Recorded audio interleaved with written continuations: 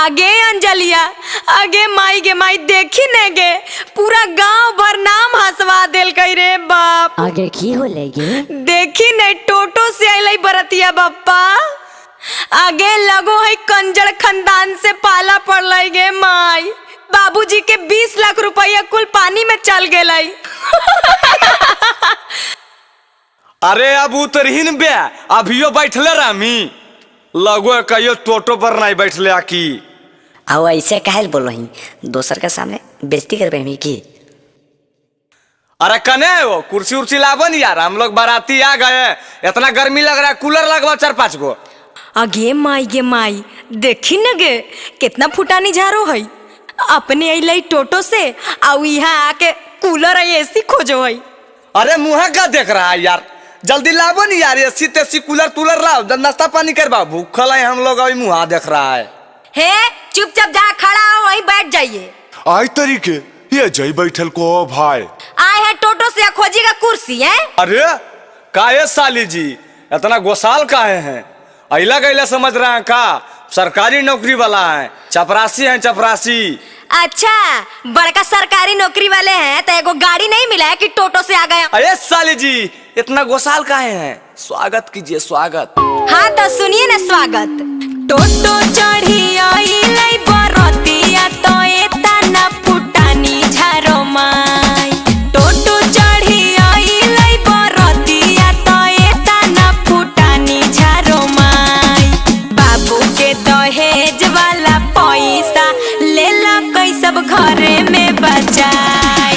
बाबू के दहेज वाला पैसा लेला कई सब घरे में बचाई। तेज बारी चलो है लगाना मुश्किल से कैली जोगार।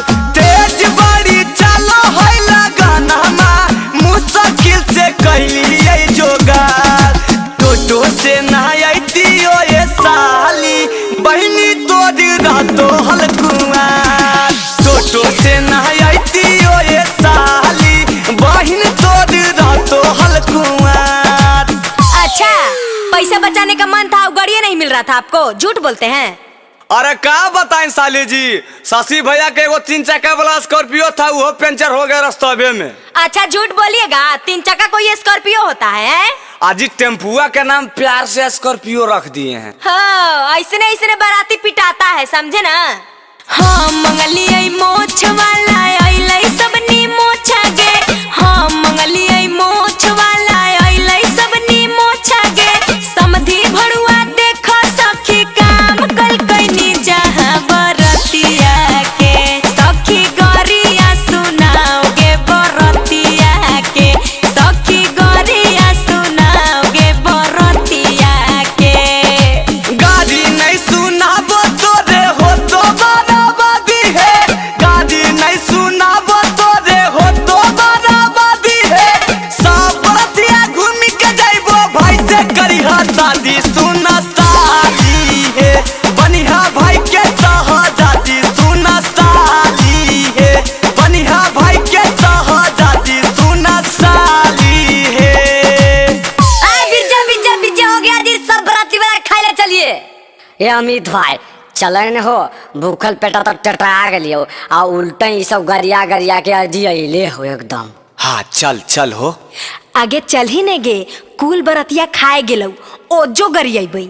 हाजी ये समझी जी जरी कमे खाइएगा नहीं तो पेटवा आपका फट जाएगा। जादे जादे पूरी खाना कम खाना दूध वाला खीरावा जी।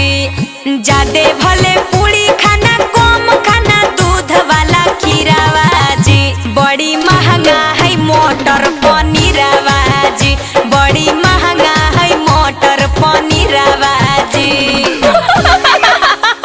अजी कमे ले लियो तिलक साली देले रहो हमारो बचना माहे। कमे ले लियो तिलक साली देले रहो हमारो बचना माहे। ना खिला